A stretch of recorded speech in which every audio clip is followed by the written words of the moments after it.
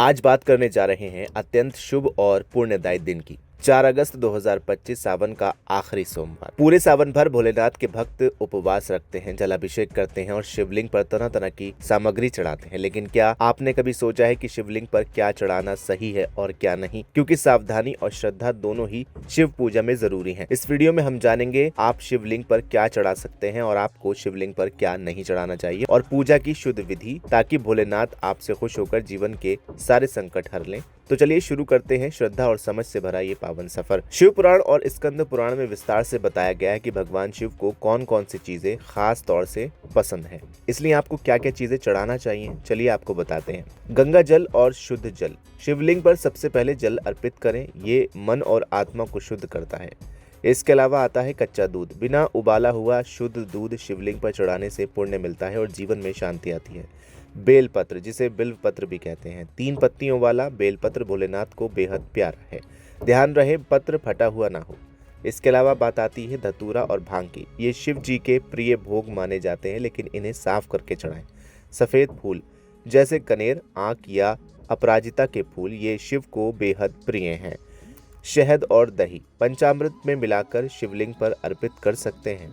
भस्म यानी कि राख, शिव को भस्म बेहद ही प्यारी है, इसे श्रद्धा से शिवलिंग पर चढ़ाएं। इसके अलावा ध्यान देने वाली बात यह है कि पूजा हमेशा तांबे के लोटे से करें, इसे सबसे पवित्र धातु माना जाता है।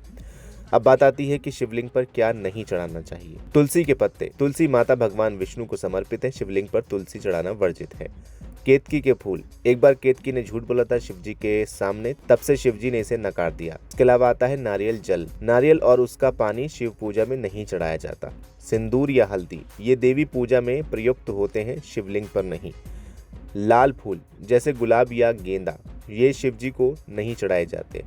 लोहे या प्लास्टिक के बर्तन से जल ना चढ़ाएं, सिर्फ तांबे, चांदी या स्टील का इस्तेमाल करें। हाँ, अगर अज्ञानता में गलती हो गई हो तो भोलेनाथ क्षमा भी कर सकते हैं, बस सच्चे मन से माफी मांग लें। तो चलिए अब आपको बताते हैं सावन के आखिरी सोमवार को पूजा किस तरह करें। ब्रह्म मुहूर्त में उठें और स्नान करें। शिवलिंग पर पहले जल चढ़ाएं, ओम नमः शिवाय कहते हुए, फिर दूध, दही, शहद और पंचामृत चढ़ाएं। बेलपत्र अर्पित करें, उसका मुख नीचे की तरफ रहे। भस्म, भांग, धतूरा अर्पित करें। सफेद फूल और चावल चढ़ाएं। दीपक जलाएं और धूप लगाएं। आखिर में ओम त्र्यंबकम यजामहे महामृत्युंजय मंत्र का जाप करें। इस विधि से पूजा करने पर मनोकामनाएं पूरी होती हैं और शिव कृपा से जीवन के संकट दूर होते हैं। भोलेनाथ सिर्फ चढ़ावे से नहीं, भावना और सच्चे मन से खुश होते हैं। तो इस सावन के आखिरी सोमवार को शिवलिंग पर अर्पण करें श्रद्धा, संयम और भक्ति, क्योंकि भोले का दर है ऐसा दरबार, जो मांगे वो दे दे हर बार। फिलहाल इस वीडियो में इतने। अगर आपको ये जानकारी पसंद आई हो तो इसे लाइक करें, शेयर करें और चैनल को सब्सक्राइब करना बिल्कुल ना भूलें।